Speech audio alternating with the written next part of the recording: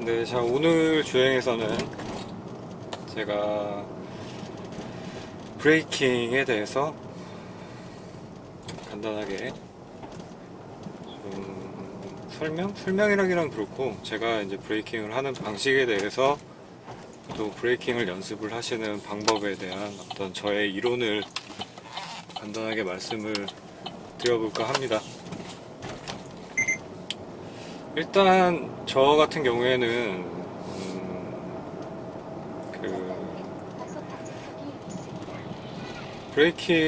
브레이킹 바이어스를 먼저 좀 말씀을 드려야 될 것 같아요. 브레이킹 바이어스라는 게, 브레이크 바이어스라고 하는 게 제동력의 어떤 분배라고 말씀을 드릴 수 있을 것 같은데, 이제 우리가 브레이크를 밟게 되면 그 제동력이 이제 앞바퀴 쪽이랑 뒷바퀴 쪽으로 어느 정도씩, 보통은 이제 그 엔진이 앞에 있는 차들 같은 경우에는 뭐 꼭 그렇지 않더라도 대부분의 이제 차들은 그 앞바퀴 쪽 제동력이 더 강하죠.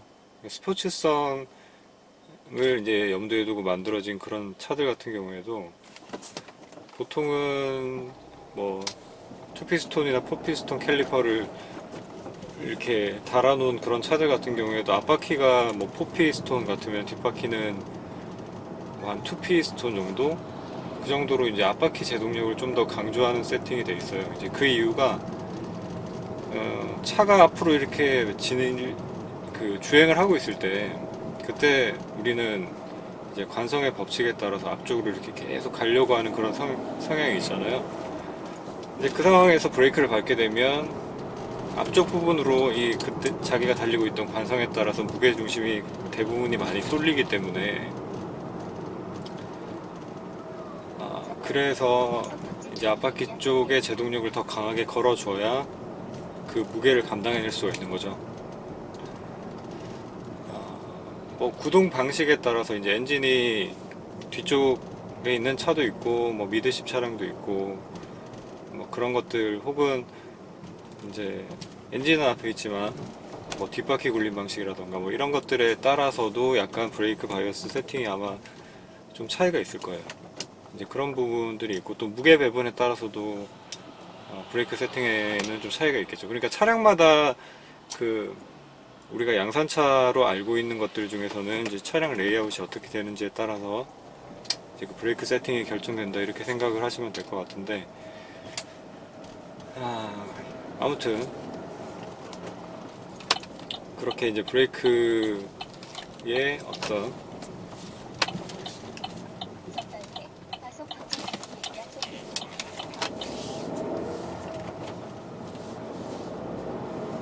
그 세팅들에 따라서 이제 그 드라이버가 적응을 하는 그런 것들이 필요하게 되는 거죠. 네, 그래서 이제 그 스포츠 주행을 할 때, 일상 주행을 할 때도 저는 이제 스포츠 주행이 좀 연장선상으로 보는 경향이 있는데, 제동을 하게 될 때 브레이크를 좀 강하게 밟아야 될 경우에, 예를 들어서 한 10단계 정도로 나눠볼까요? 한 10단계 정도로 나눠봤을 때 10을 최대 제동력이 발휘가 될 수 있는 강도의 브레이킹이다 라고 보자면, 내가 최대 제동을 가해야 되는 그런 상황에서 브레이크에서 발을 떼고 있다가 갑자기 10의 힘으로 딱 밟아버리면, 이제 그 타이어가 노면에 이 마찰력을 발휘를 하기 전에, 그러니까 브레이크가 잡는 힘이 그 마찰력을 대부분 이겨버릴 수가 있게 되겠죠. 뭐 양산형 차에서는 그럴 경우가 잘 없지 않나, 마른 노면에서는 그럴 경우가 잘 없지 않나 라는 생각이 들기도 하는데, 이제 그런 경우가 생기게 되면 뭐 대부분 ABS가 차량에는 장착이 되어 있을 테니까 ABS가 작동을 하면서 이제 차가 약간씩 이렇게 밀리게 된다라는 거죠.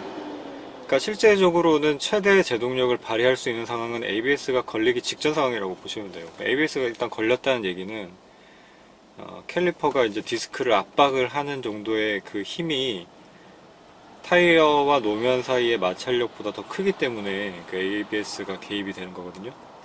그렇기 때문에 뭐 이론적으로 보자면 ABS가 개입이 되기 바로 직전의 상황이 최대 제동력을 발휘할 수 있는 상황이다. 이제 이렇게 생각을 하시면 될 것 같고, 그 최대 제동력을 발휘를 할 수 있는 게, 그러니까 이게 정확한 수치로는 말씀을 드릴 수가 없을 것 같아요. 그렇지만 대략적으로는 이제 10의 어떤 힘으로 바로 브레이크를 압박을 하는 게 아니라 한 8 정도? 8 정도의 힘으로 먼저 브레이크를 밟아주는 거죠. 제가 얼마 전에 이제 그 레이싱에 관련된 책을 한 권 샀는데, 그 책에 보니까 되게 적절한 표현이 있더라고요. 브레이크를 밟을 때는 이 악셀 페달 밟을 때도 그렇지만 스퀴즈 한다라는 표현이 있어요. 스퀴즈라는 게 우리가 뭐 즙을 짠다라고 할 때 이렇게 짜내다라는 단어의 뜻이 있는데, 그러니까 마치 쥐어 짜듯이 브레이크를 밟아주는 게 좋다라는 거죠.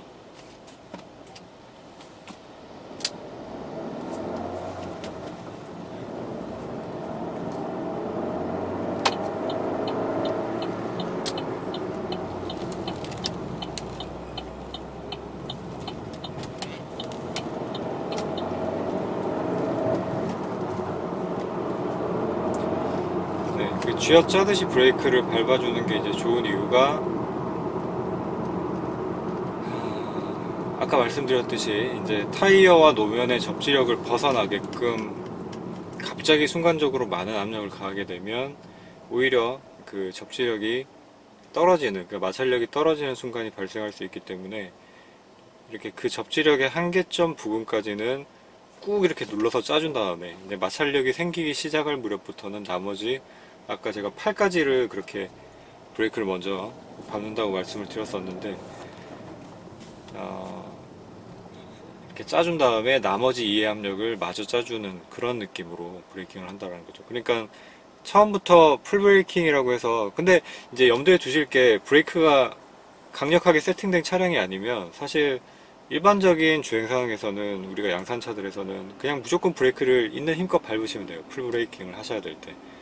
제가 말씀을 드리는 거는 이제 정말 강력한 브레이크 세팅이 되어 있는 차량에서, 저 같은 경우에는 그런 차량을 실제적으로는 경험을 못 해봤기 때문에, 게임상에서 이제 ABS를 끄고 주행을 하게 될 때 갑자기 풀 브레이킹을 한다고 해서 브레이크를 끝까지 밟게 되면 여지없이 타이어가 휠락이 걸리면서 그대로 쭉 미끄러져 버리거든요. 그때 휠락이 걸리지 않게끔 브레이킹을 하는 방법이 바로 제가 지금 말씀드리고 있는, 처음부터 100%의 힘으로 제동을 하는 게 아니라 그 휠락이 걸리기 직전 정도의 시점까지를 쥐어짜듯이 브레이크를 밟아준다라는 거죠. 그런 식으로 브레이크를 밟아주시는 게 안전한 주행에 도움이 된다, 이제 이렇게 말씀을 드리고 싶고, 오해 소지가 있을 수도 있으니까 제가 다시 한번 정리해서 말씀을 드리자면, 이제 양산차에서는 이제 긴급한 상황이다라고 하면은 브레이크를 끝까지 무조건 밟으시면 됩니다. 그러면은 나머지는 차가 다 알아서 해줄 거예요. ABS가 걸리더라도 그 정말 능숙하게 브레이킹을 컨트롤할 수 있는 사람이 아니면 그 직전 상황까지를 감지를 하면서 브레이킹을 한다는 거는, 뭐 그거는 레이서들에서 그런 세계에서나 가능한 정도의 테크닉이라고 저는 생각을 하기 때문에, 일상적으로 운전을 하시는 분들은 그렇게 하실 수도 없고 또 그렇게 해서도 안 된다라고 생각을 하고요. 그래서 일상적인 주행에서는 브레이크를 이제 끝까지 밟으시면 되고, 이제 풀 브레이킹을 하는 경우가 아니고 그냥 브레이크를 좀 강하게 밟아야 되는 그런 경우가 있을 수 있겠죠. 이제 그럴 경우에도 마찬가지, 브레이크를 콱 이런 느낌으로 밟는 게 아니라 꽉 이런 느낌으로 이제 이렇게 짜주는 그런 느낌으로 브레이킹을 해주시는 게 제동력을 끌어내는데 이제 도움이 된다, 그런 말씀을 드리고 싶어요. 제 경험상으로도 그렇고 그랬던 것 같습니다. 그리고 이제 제가 오늘 이제 중점적으로 말씀을 드리려고 하는 거는, 이제 보통 우리가 브레이킹을 할 때 혹은 뭐 악셀링을 할 때 이럴 경우에 아마 뒤꿈치를 들고 운전을 하시는 분들은 뭐 전혀 없을 거예요. 제가 그렇게 운전을 하시는 분들을 다 본 적도 없고, 뒤꿈치를 계속 들고 운전을 한다라는 거는 엄청난 오른발에 피로감을 주는 행동이기 때문에 일상적인 운전에서는 뭐 도무지 그렇게 해야 되는 어떤 당위성이라는 게 전혀 없는데, 대신에 이제 힐앤토를 한다던가 뭐 이런 경우에, 그런 경우에는 우리가 이제 발의 앞부분으로 브레이크를 밟고 브레이크 담력을 유지한 상태에서 이제 뒤꿈치로 엑셀 페달을 눌러줘야 되기 때문에, 그럴 경우에는 이제 뒤꿈치를 들고 브레이킹을 하는 어떤 그런 동작 자체에 익숙해질 필요가 있다는 거죠. 뒤꿈치를 들고 브레이킹하는 동작 자체가 내가 익숙하지가 않으면 브레이킹을 그렇게 하고서 악셀을 친다라는 거는 그 1번 기본 동작에다가 추가가 하나가 더해지는 건데 이제 쉬운 일이 아니라는 거죠. 그래서 힐앤토를 연습을 하시기 이전에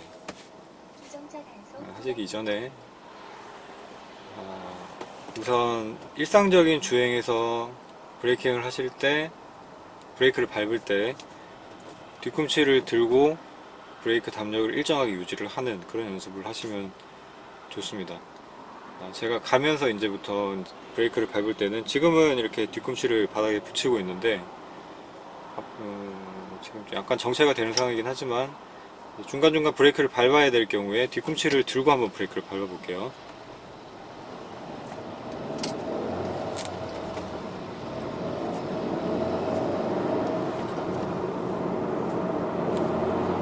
잠시 후 신호와 과속에 주의하십시오.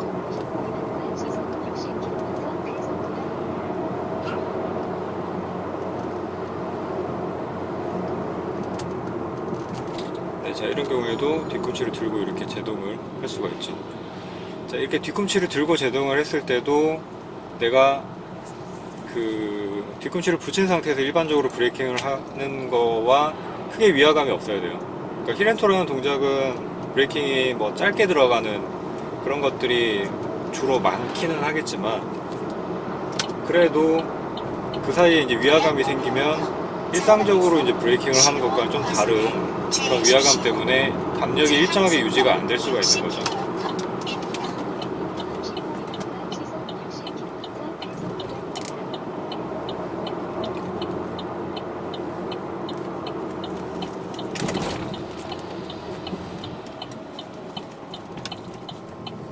네, 그래서 그런 뒤꿈치를 들고 브레이크를 일정하게 밟는 연습을 먼저 하시는 게 중요하다라는 말씀을 드리고 싶어요. 자, 지금 같은 경우에도 브레이킹을 할 때 뒤꿈치를 들고 이렇게 일정하게 브레이크 양을 조절을 할 수 있게끔.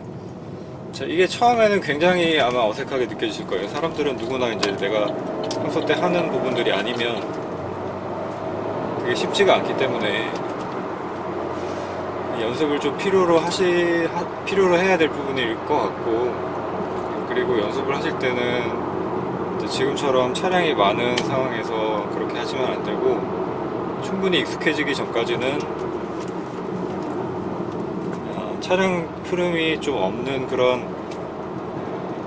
야간에 연습을 하시거나 아니면은 좀 한적한 그런 길에서 연습을 하시는 게 좋다라는 말씀을 드리고 싶네요.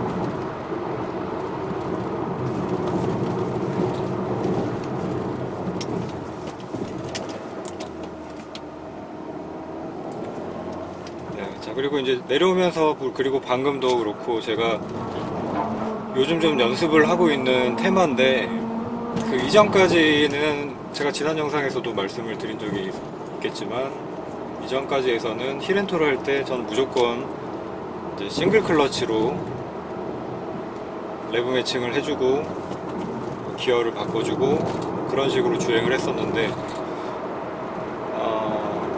더블 클러치 힐앤토도 한번 연습을 해봐야 되겠다. 또 이제 그런 부분에 대해서도 질문을 하신 분들이 몇 분 계셔서, 그러니까 제가 질문을 받고서 생각을 해본 부분인데, 내가 힐앤토를 한다라는 그 자체는 분명히 빨리 달리기 위한 기술 중에 하나인데, 그러면 빨리 달리기 위한 기술인데 그 과정에서 변속을 하는데 이제 두 번의 동작, 클러치 동작을 거쳐서 동력 전달이 안 되는 구간을 좀 길게 가져가는 게 과연 바른 것인가라는 좀 의심이 들더라고요. 근데 이제 일상주행에서는 뭐 내가 초 단위로 주행을 혹은 뭐 0. 몇 초 단위로 이렇게 랩 타임을 끊어야 되는 뭐 그런 상황이 아니기 때문에 그래도 뭐 할 줄 아는데 안 하는 거랑 또 못하는 거랑은 좀 다르지 않나라는 생각이 들어서 연습을 해보던 중이었습니다. 그래서 이제 몇 번 써봤는데 처음 쓸 때는 되게 이제 이상했어요. 그러니까 싱글 클러치로 하는 게 제 몸에 완전히 습관처럼 이렇게 딱 붙어버려가지고 그렇다 보니까 이제 그 중간에 클러치를 한 번 더 밟아주면 되는 부분이고 이제 기어를 중립으로 한 번 놓고서 클러치를 뗐다가 레브 매칭 해주고 뭐 붙여주고 이런 과정이 추가가 되는 것들이 되게 어색하더라고요. 그래서 그 부분을 적응하는데 시간이 약간 걸렸는데 그래도 뭐 시간이 많이 이렇게 막 소요가 되지는 않았고 이제 한 번 감이 이렇게 딱 생기고 나니까 어느 정도 이제 좀 자연스럽게 됐고 아까 내려오는 길에 제가 총 3번 정도를 그렇게 더블 클러치 힐앤토 다운시프팅을 했거든요. 근데 꽤 레브 매칭이나 클러치가 들어가는 타이밍들이 처음 연습할 때에 비해서는 좀 많이 좋아졌다고 생각을 해요, 개인적으로는. 그래서 이제 느낀 점은 뭐랄까 기어가 이렇게 들어가는 느낌이 그러니까 우리가 싱글 클러치로 이제 레브 매칭만 하고서 기어를 바꿔줄 때는 이제 기어가 들어가는 그 순간에는 이제 싱크로매시랑 이렇게 타이밍이 좀 안 맞는 그러니까 입력축이랑 출력축이 타이밍이 안 맞기 때문에 중간에 싱크로매시가 약간 마찰력을 가지고 이렇게 물려 들어가는 그런 느낌 그러니까 그런 구조라서 기어 들어가는 느낌이 살짝 조금 빡빡한 느낌이 들었다면 이제 더블 클러치로 넣을 때는 좀 더 부드럽게 기어가 이제 들어간다라는 그런 느낌의 차이는 있었어요. 그러니까 제가 엔진 브레이크를 사용을 할 때 싱글 클러치로 레브 매칭을 하고 기어를 내려주는 상황이랑 더블 클러치로 내려주는 상황이랑의 차이에서 느껴지는 그 변속감 그런 부분들은 역시 힐앤토로 브레이크가 들어가는 상황에서도 이제 비슷하다라는 그런 이제 느낌이 든 거죠.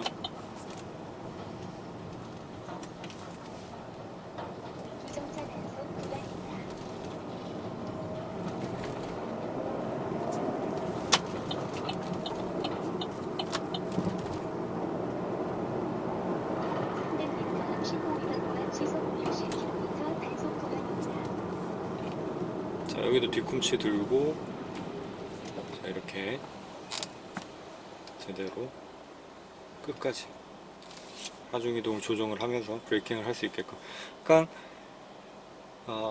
이 완성도라는 거는 그렇게 생각을 하시면 될 것 같아요. 그러니까 단순히 뒤꿈치를 들고 브레이킹을 할 수 있으니까 그걸로 됐어 뭐 이런 게 아니라 뒤꿈치로 들고 브레이킹을 할 수 있게 됐다는 것부터 시작을 해서 그러면 뒤꿈치를 들고 브레이킹을 했을 때 내가 어느 정도까지 세밀하게 이 브레이킹을 할 수 있는지 뭐 이제 이런 것들을 테스트할 때는 뭐 천천히 가면서 이렇게 지금처럼 정차를 하는 상황에서도 내가 앞차랑 어느 정도 거리까지 를 유지를 하면서 멈출 수 있는지 근데 이제 그냥 단순하게 속도를 천천히 줄이면서 그러니까 이 부분도 마찬가지 그 실제로는 공도에서 안정성이 보장이 된 상황에서만 연습을 하셔야 돼요.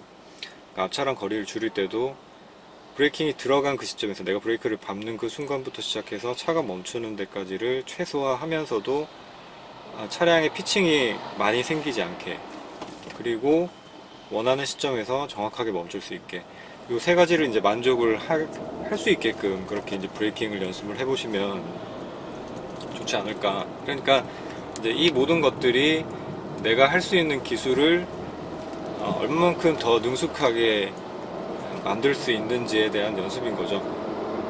그러니까 이런 부분들 제가 이제 브레이킹을 제일 먼저 이렇게 얘기를 하는 이유는 지난번에도 말씀을 드린 적이 있는 것 같은데 그 차는 우리가 달리는 것보다는 사실은 멈추는 게 더 중요하다라고 생각을 하거든요. 왜냐하면은 달리는 것들은 차량의 출력만 뒷받침되면 악셀을 밟으면서 다 해결이 되는 부분인데 브레이킹 같은 경우에는 내가 어느 정도로 능숙하게 사용을 하지 못하면 멈춰야 되는 상황에서 제대로 못 멈춘다라고 생각을 해보면 그게 이제 가속을 하는 상황보다는 훨씬 더 위험해질 그 여지가 있을 수 있다는 거죠.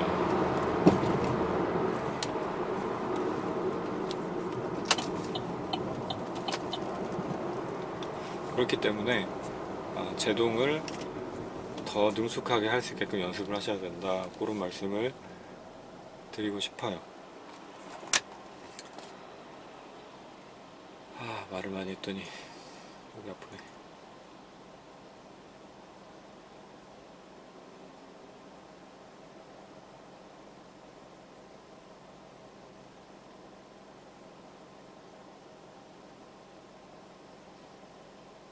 그리고 이제 쉐보레 차량의 좀 약간 특징이라고 다들 얘기를 좀 많이 하는 것 같더라고요. 제가 느낀 부분도 그렇고, 그러니까 이제 AD 아반떼 기준으로 보자면 이제 AD나 뭐 소나타 같은 경우에는 LF 소나타가 나오는 시점부터는 현대차가 바디 강성도 굉장히 좋아지고 서스펜션 세팅도 많이 좋아졌다라고 이제 얘기를 하고 있는데, 제가 아반떼나 소나타 를 운전을 해보지 않아서 어느 정도까지 예전 현대차들이랑 느낌 차이가 있는지는 모르겠는데, 그 브레이킹의 어떤 민감도나 이 압력의 어떤 상승, 그런 부분에 대한 그래프는 크게 달라지진 않은 것 같더라고요. 사실 이제 우리가 시내 주행 위주로만 운전을 한다라고 하면 브레이크 담력이 좀 앞쪽에 쏠려 있는 게 나을 수도 있다고 봐요. 왜냐하면 브레이크를 이제 비레저처럼 쉐보레나 이런 자동차들처럼 담력 세팅을 이제 그렇게 해놓게 되면은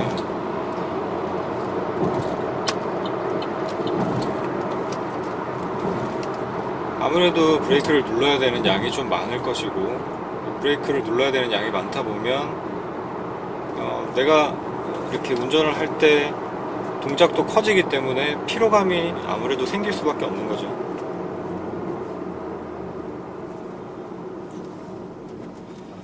그래서 그 양을 좀 줄이고자 하는 어떤 그런 측면에서 보자면, 그러니까 이제 일상적인 운전자들이 편하게 그냥 차를 타고 다니는 그런 입장에서 보자면 초반에 그 담력이 좀 강하게 몰려있는 세팅이 맞다고는 생각을 해요. 하지만 이제 그 좀 스포티한 주행을 하게 될 경우에는 초반에 너무 브레이크가 민감하게 반응을 해버리면 섬세한 조절을 하기가 힘들단 말이에요. 그러니까 브레이크 동작을 10단계 정도로 나눠서 이제 밟는다고 생각을 해보면 경우에 따라서는 8에서 7 정도 내리거나 8에서 6 정도 내리거나 이런 것들이 가능해져야 되는데, 나는 8에서 6 정도까지 내렸다고 생각을 하는데 실제로는 한 3 정도까지 떨어져 버린다던가 이제 이런 식으로 선형적으로 제동력이 작동을 하지 않으면 그것만큼 운전을 하기가 오히려 이제 반대 급부에서 볼 때 힘든 상황이 없지 않나 라는 생각이 들거든요. 그러니까 실제로 운전은 운전자가 하는 부분이고, 어떤 각종 악셀이나 브레이크, 클러치 이런 다양한 부분들이 그 드라이버가 입력을 했을 때 내가 원하는 만큼의 어떤 그 출력값이 나와야 되는데, 그게 원하는 만큼의 출력값이 나오지가 않고 좀 기계가 자의적으로 판단을 해가지고 출력값을 내준다, 그런 상황이라면은 좀 적응하기가 오히려 힘들어지지 않나, 좀 그런 생각이 들거든요. 그러니까 전자식 악셀로 바뀌어가지고 거기 부분에 대해서도 좀 불만을 표시를 하는 분들이 많고, 저도 역시 처음에 좀 아쉬웠던 부분이, 이 전자식 악셀 같은 경우에는 뭔가 내가 밟는 것만큼의 어떤 출력값이 나오지 않는다라는 느낌이 많이 들었어요. 그래서 이제 그런 부분들이 좀 한편으로는 되게 많이 아쉬웠고, 그래서 저도 처음에 이제 이 차를 탔을 때도 클러치 문제도 좀 있었지만, 지난 다른 영상에서도 말씀을 드렸듯이 그런 어떤 악셀 페달이 좀 일정하게 반응하지 않는 그런 부분이 좀 약간 아쉬웠었는데, 그래서 이제 그 일정하게 반응을 하는 브레이크가 저는 마음에 들었고, 그래서 이 아베오를 타면서 처음에는 좀 약간 적응하는데 시간이 걸렸죠. 왜냐하면 그 기존에 타던 아반떼 같은 경우에는 브레이크를 이 정도 밟으면 차가 섰는데, 이 아베오 같은 경우에는 내가 예상을 하고 있던 정도의 양을 밟아도 차가 멈추질 않는 거예요. 그러니까 그 느낌이 처음에는 밀린다라는 느낌으로 온 거죠. 이제 그래서 거기에서 이제 좀 이 캘리브레이션을 하는 과정에서 차가 좀 그 클러치에 대한 감각을 익히는 거와는 좀 별개로 또 많이 이렇게 피칭이나 이런 부분들이 생기기도 하고, 제가 처음에 차를 가지고 와서 주행을 하면서도 늘상 이제 그 전에 하던 것처럼 뭐 히렌토나 이런 걸 했을 때 굉장히 차가 막 그냥 앞뒤로 뭐 요동을 치기도 하고, 이제 그러면서 제가 느꼈었던 부분들이 클러치가 왜 이러냐. 그 다음에 또 악셀도 마찬가지로 현대차랑 좀 많이 다르더라고요. 그러니까 그 제가 타던 HD 아반떼 HD 같은 경우에 악셀도 마찬가지 초반에 좀 몰려있는 느낌이었어요. 그래서 악셀을 그냥 툭 쳐주는 느낌만 해도 레브 매칭이 충분히 됐었는데, 지금 아베오 같은 경우에는 일단 이 밑에 풋캠 각도에서 보셔도 아마 아시겠지만 악셀 쪽 오른쪽 공간이 굉장히 좀 좁고, 그리고 깊이도 악셀 쪽이 좀 브레이크에 비해서 좀 많이 깊어요. 이제 그러다 보니까 게다가 이제 플러스 한 가지 더 해서 그 악셀의 그 반응도 뭔가 이렇게 초반에 이렇게 가볍게 쳤을 때 이렇게 쭉 올라오는 게 아니라 이렇게 좀 많이 눌러줘야 그런 반응이 오고 뭐 이런 식의 어떤 반응이었거든요. 이제 그러다 보니까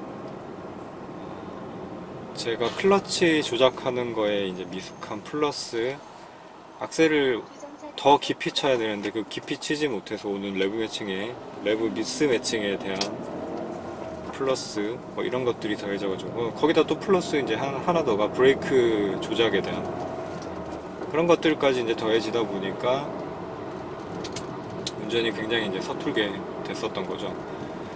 그래서 제가 수동 운전을 꽤 그래도 오랫동안 했다고 생각을 했음에도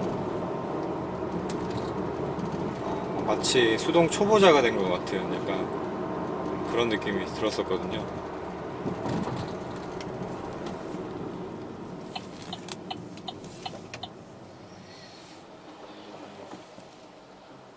주정차 단속 구간입니다.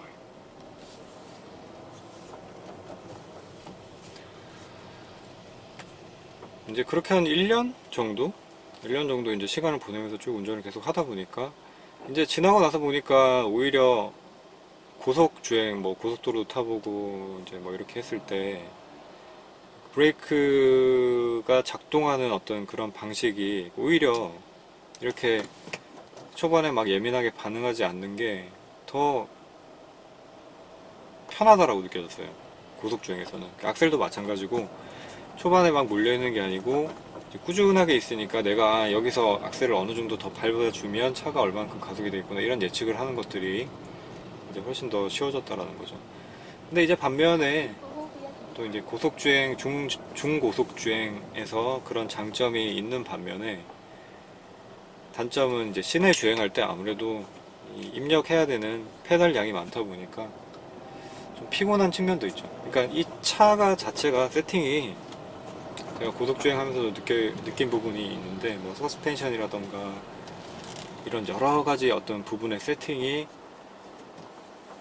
그냥 우리나라 시내 주행을 하는데 적절한 세팅은 확실히 아닌 것 같아요. 그러니까 한 중고속 정도 차가 정체가 별로 없는 그런 도로에서 타면은 되게 재밌게 탈 수 있는 정도 세팅이고, 제가 지난번에 한번 말씀을 드렸던 적이 있는 것 같은데 80에서 한 120km 정도, 한 60km에서 한 120km 정도 사이가 제일 이 차가 재밌게 탈 수 있는 속도대가 아닌가라는 생각이 들어요. 기어비도 그렇고, 기어가 이제 1단하고 2단 혹은 이제 1단에서 출발을 할 때 적정 RPM까지 올라가는데 그 타임이 좀 엔진의 어떤 출력에 비해서 좀 길다라고 느꼈는데, 이제 그런 부분을 봐도 그렇고, 그러니까 1단에서 가속을 좀 쭉 해준 다음에 2단으로 바꿔야 되는 좀 그런 식의 기어비 세팅이고, 그런 것들이 이제 막히는 시내에서는 조금 잠시 후 신호와 좀 과속에 애매한 그런 주의하십시오. 세팅이다 제한 속도 라고 생각이 드는 거죠, 개인적으로는.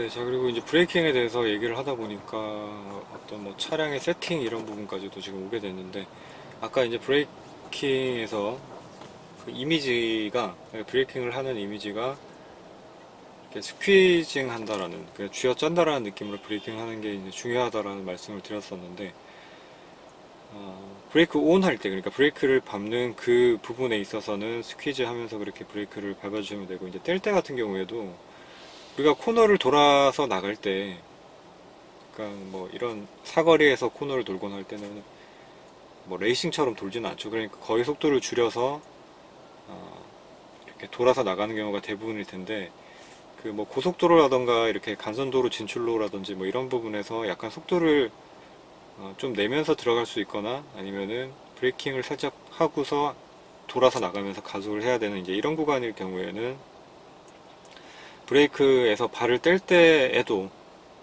우리가 쥐어 짠다라는 느낌이 아까 말씀드렸듯이 한 번에, 그러니까 마치 스위치를 켜고 끄듯이 온, 오프 이런 느낌이 아니라 이렇게 쭉 눌러서 브레이킹을 해준다라는 느낌이었죠. 뗄 때도 약간 반대, 거기에 그 비례대칭적인 그런 느낌이라고 보시면 될 것 같아요. 그게 무슨 말이냐면은, 뗄 때도 내가 이제 악셀을 밟아야 될 타이밍이네 뭐 이러면서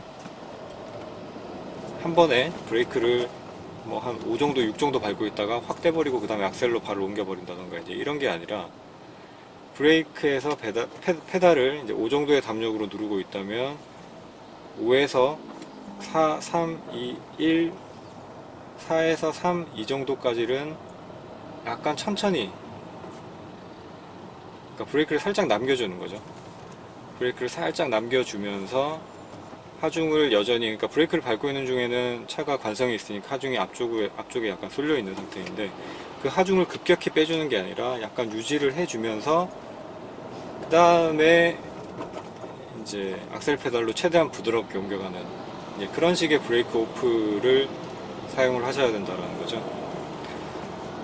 그러니까 실제적으로는 발이 굉장히 바쁘게 움직일 수 있어요. 그러니까 내가 브레이크를 끝까지 약간 떼는 그 순간까지도 섬세하게 컨트롤 하면서 이제 떼주다가 바로 악셀 페달로 빠르게 옮겨가야 되는 거니까, 이제 그 부분에서는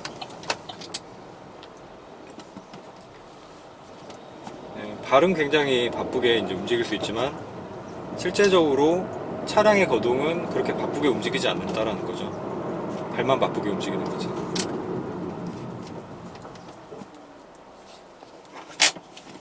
네, 그래서 그런 부분에서도, 더우니까 에어컨 좀 틀어야겠네요. 네, 자, 그런 부분에서도 우리가 이제 조작을, 내가 입력하는 조작에서 이제 눌러주는 동작뿐 아니라 그 다음에 이렇게 풀어주는 동작, 릴리즈 해주는 그 동작에도 섬세한 조작이 필요하다라는 거죠. 악셀도 마찬가지고요. 그러니까 우리가 악셀에서도 탄력 주행을 하게 될 때, 그러니까 우리가 시내에서 보면 RPM을 좀 띄워서 쭉 가다가 앞에 신호가 적신호로 바뀌면 이제 속도를 줄이거나 할 때 뭐 엔진 브레이크를 걸면서 속도를 줄이는 경우가 있을 수 있겠죠. 뭐 자동 변속기 차량 같은 경우에도 악셀에서 그냥 발을 떼고 타력으로 쭉 주행을 하는 그런 경우가 있을 수 있는데, 그 시내 주행에서도 그냥 악셀에서 발을 훅 떼버리는 그런 느낌적인 주행, 그런 어떤 컨트롤보다는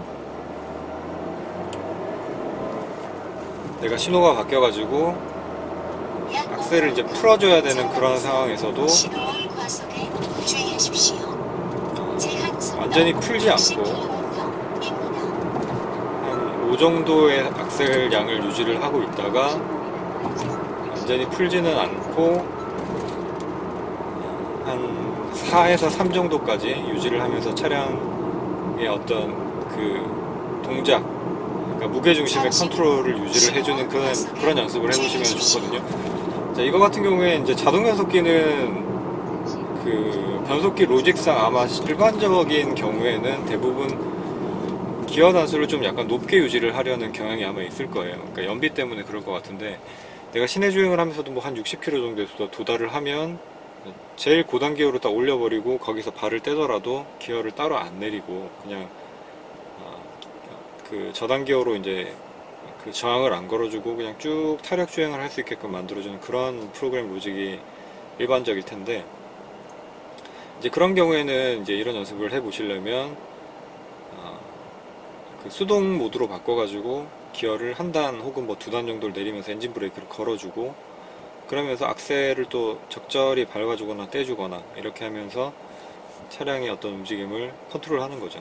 그러니까 차량의 움직임을 컨트롤하는 게, 특히 코너에서 같은 경우에는 이 스티어링 휠로만 컨트롤을 하는 게 아니라 내가 브레이크를 어떻게 밟는지, 그리고 이제 악셀 페달을 또 어떤 식으로 밟아주는지에 따라서 코너를 되게 부드럽고 타이트하게 돌아갈 수 있느냐, 혹은 롤 같은 경우에도 어느 정도 조정이 된다고 생각을 해요, 저는.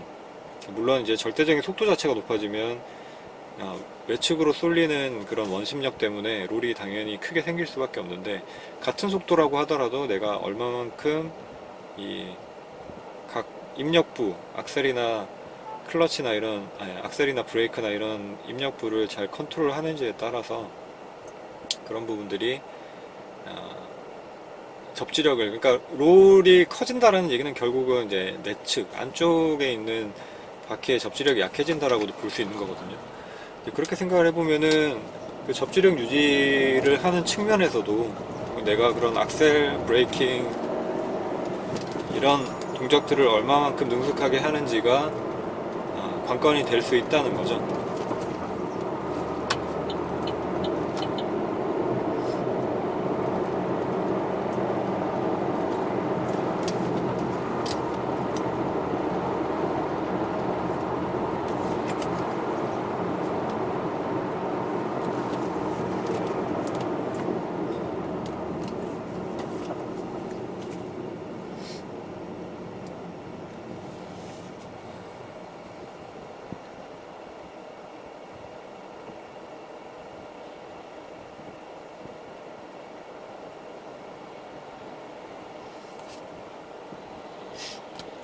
자, 그래서 그런 컨트롤들을, 자, 그냥 단순히 브레이크 같은 경우에는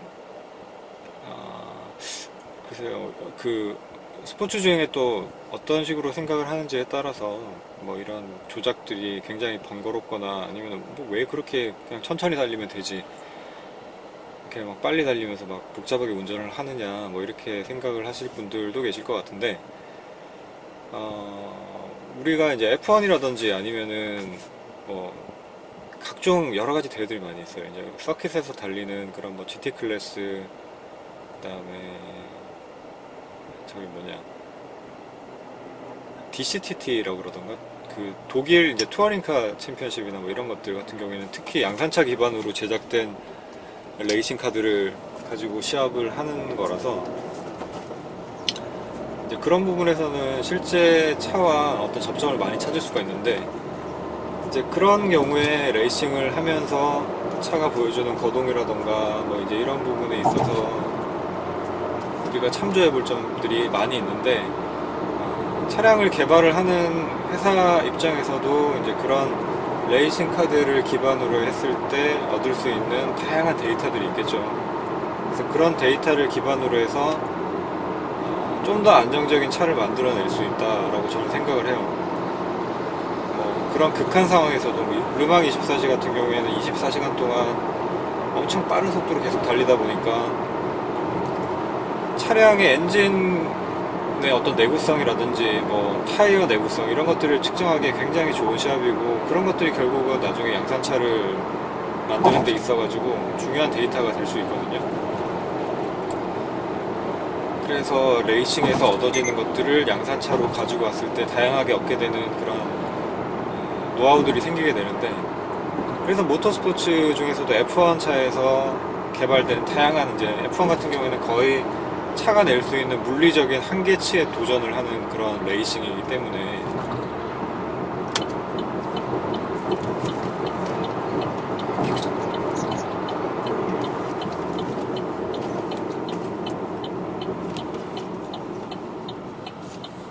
그런 레이싱이기 때문에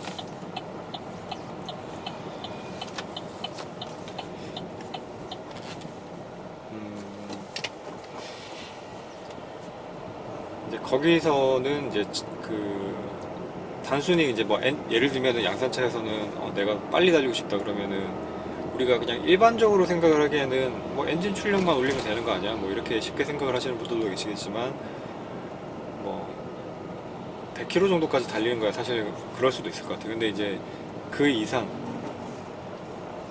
혹은 100km까지를 이상해서 뭐 한 200km를 달리면서도 느낄 수 있는 어떤 그런 차량의 불안감이나 이런 것들이 없게끔 하려면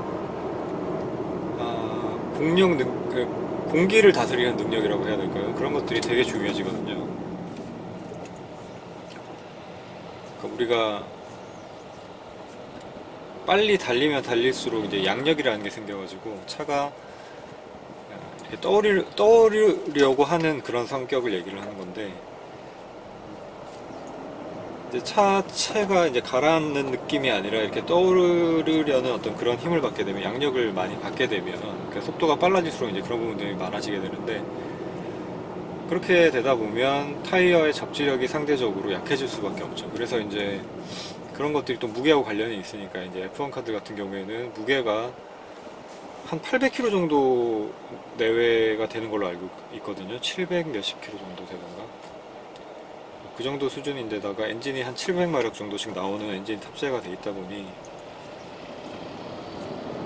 빠르게 달리면 달릴수록 그런 부분들이 무지하게 중요해지는 거예요. 그렇다 보니까 이제 다양한 뭐 리어 스포일러부터 시작해서 프론트, 윙, 그 다음에 뭐 사이드 스커트, 뭐 그 다음에 바닥 부분, 뭐 이런 언더커버까지 굉장히 많은 부분들이 이제 그 공기를 좀 잘 다룰 수 있게 하기 위해서 그렇게 설계가 되어 있거든요. 그래서 거기서 얻어지는 데이터를 기준으로 해서 양산차에서도 많이 어떤 그런 부분들이 적용이 되는 거죠.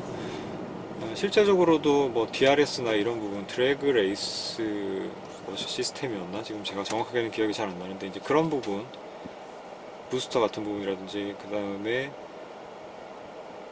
브레이크 패드에서 얻어지는 어떤 그런 제동 에너지 회수 시스템으로 인해서 배터리를 충전한다던가, 그걸로 추가적인 파워를 낸다든지, 뭐 이런 류의 어떤 최첨단 시스템 같은 경우에는 항상 카레이싱을 통해서 발전이 되었다라고 보셔도 무방할 정도예요. 뭐 엔진은 당연히 말할 것도 없겠고요.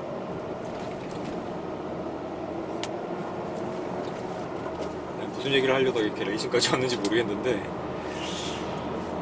뭐 아무튼 그런 어떤 레이싱에서 얻어질 수 있는 그런 기술적인 부분 이외에도 우리가 차량을 컨트롤하는 부분에 있어서도 당연히 이제 차가 레이싱카는 아니니까 그렇게 움직일 수는 없겠지만 어느 정도 힌트는 얻을 수 있다는 거죠. 우리가 네 바퀴 달려있고 공기의 흐름을 뚫고 지나가면서, 그 다음에 혹은 가속 페달을 밟았을 때, 브레이크 페달을 밟았을 때 차가 반응하는 정도의 차이는 있겠지만 어쨌든 가속하고 감속하는 건 같으니까요.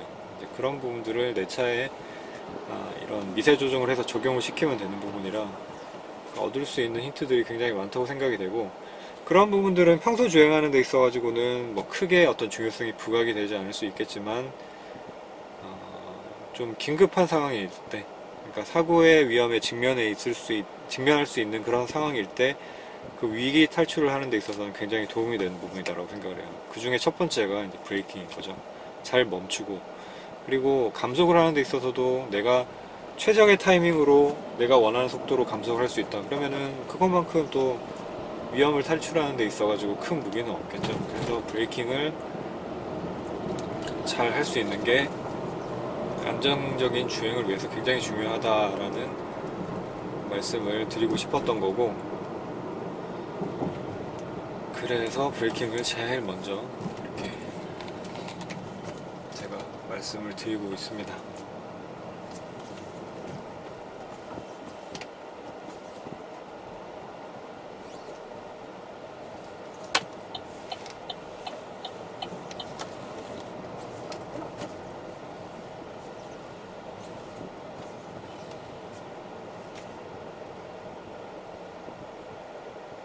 주정차 단속 구간입니다.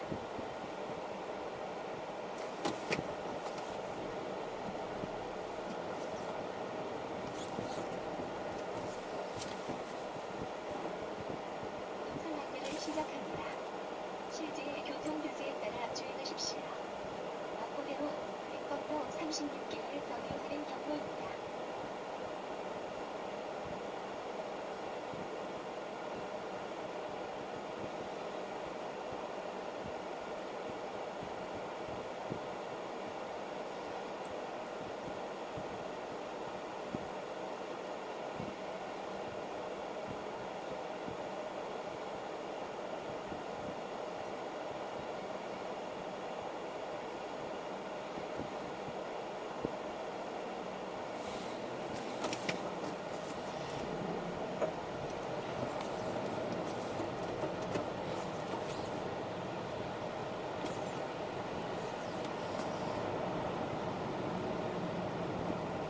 경로를 이탈하여 제3색급입니다.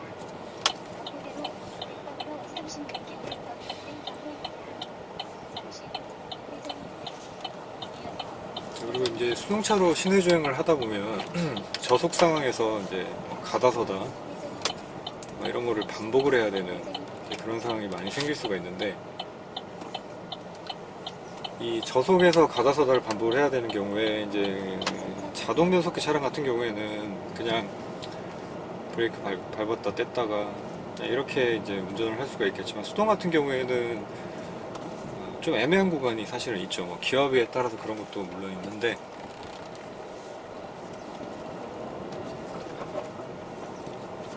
어,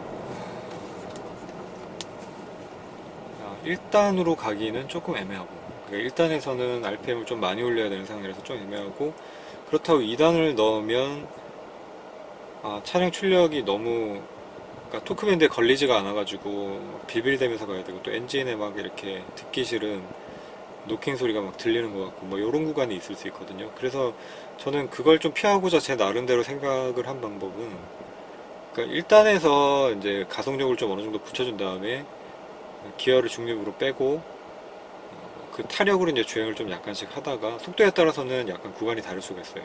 하다가 다시 가속을 해야 되는 상황이다. 그러면은 속도에 따라서 굉장히 거의 멈추기 직전 정도의 속도라 그러면 이제 1단을 다시 놓고 가속을 하겠지만, 중립인 상태에서 속도가 2단을 넣어도 어느 정도 갈 수 있는 속도다라는 생각이 들면 클러치를 밟고 2단을 넣은 다음에 RPM을 뭐 경우에 따라서 약간 띄워주거나 하는 식으로 해서 다시 붙여서 이제 주행을 하고, 그 다음에 거기서 감속을 해야 되는 경우에 이제 브레이크를 살살 밟으면서 감속을 하는데, 또 너무 RPM이 떨어져서 시동이 꺼지거나 할 것 같은 느낌이 든다 그러면은 이제 클러치를 밟아서 동력만 끊어주고요. 예, 거기서는 이제 기어를 빼거나 하지는 않고, 물론 빼는 경우도 있긴 해요.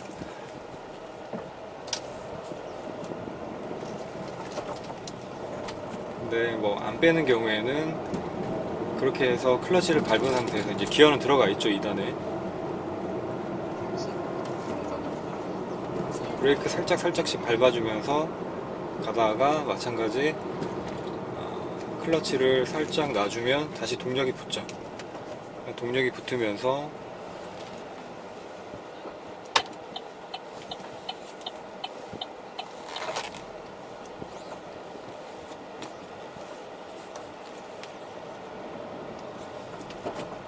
잠시 후 직진 방향입니다. 동력이 이제 붙으면서 차가 또 진행을 하고, 그러니까 이런 식의 어떤 주행 방법들을 많이 쓰는 편이에요. 지금 같은 경우에도 약간씩 차가 가야 된다. 정체 상황을 가정을 해보면 지금 이제 반클러치로만 이렇게 가다가 브레이크 밟아주고 기어 빼고, 만약에 더 가야 되는 상황이다 그러면은, 혹은 앞차가 브레이크 등이 들어와 있는 상황이다 그러면 이제 멈추겠죠. 그러면은 거기서 기어를 중립으로 빼주고 클러치에서 발을 떼면 차가 이제 움직이던 힘이 있으니까, 차는 지금 한번 보여드릴까요? 이렇게 해서 쭉 가다가 중립으로 빼면 차는 이렇게 움직이고 있죠. 이때 이제 브레이크만 밟아서 멈췄다가 또 다시 갔다가, 이제 이런 과정들을 반복을 하면서 이제 정체 상황에서는 좀 주행을 하는 편이다, 이렇게 보시면 될 것 같아요.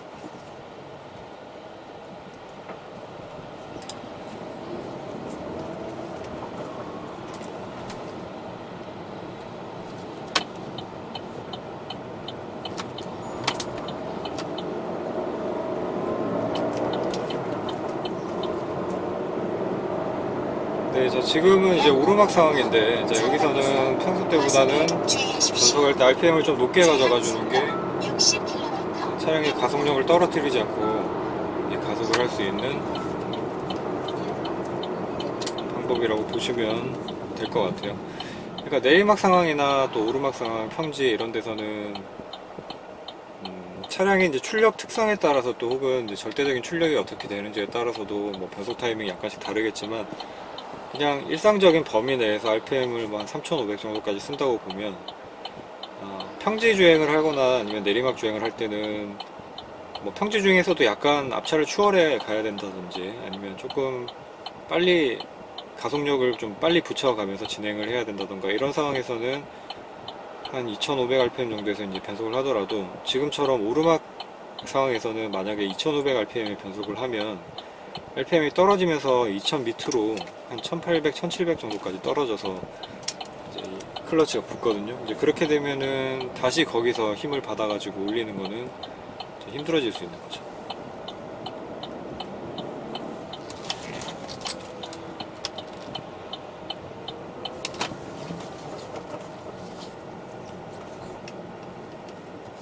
그래서 그런 상황에서는 언덕을 주행을 해야 되는 이제 뭐 그런 상황에서는 평지 내리막 주행하는 것보다는 RPM을 좀 올려서 경우에 따라서는 언덕이 좀 급하다 그러면은 지금은 제가 내리막이고 약간 탄력을 받았기 때문에 바로 2단 놓고 출발을 했죠. 자, 돌아가서 언덕을 주행을 해야 되는 그런 상황에서는 RPM을 경우에 따라 이제 좀 높게 아까 한 3,500rpm 정도를 말씀을 드렸는데 언덕이 좀 높게 계속 지속이 되는 상황이다 그러면은 RPM을 좀 더 높게 쓰셔야 되는 경우가 생길 수도 있어요. 뭐 4,000, 4,500rpm 정도까지도. 그거는 이제 경우에 따라서 다르기 때문에 내 차가 이 RPM에서 어떻게 반응을 하는지 뭐 그런 부분을 느끼면서 운전을 하시는 게 좋지 않나 라는 생각이 들고요. 자, 지금은 이제 공덕의 메트로 디오빌이라는 건물에 들어와 있고, 자, 여기도 이제 지하 주차장 내려가는 길이 지금 올라오는 차랑 내려오는 차 같은 라인을 쓰게 돼 있어요. 그래서 중앙 차선은 그냥 선으로만 이제 구분이 돼 있고, 이제 어떤 곳은 이렇게 턱이 만들어져 있는 곳이 있거나 아니면은 벽이 세워져 있거나 뭐 이런 경우도 있는데 여기는 그런 건 없고 보시듯이 그냥 라인만 그어져 있거든요. 그래서 이 라인을 좀 잘 지켜서 내려갈 때 운전을 하는 게 좋고, 또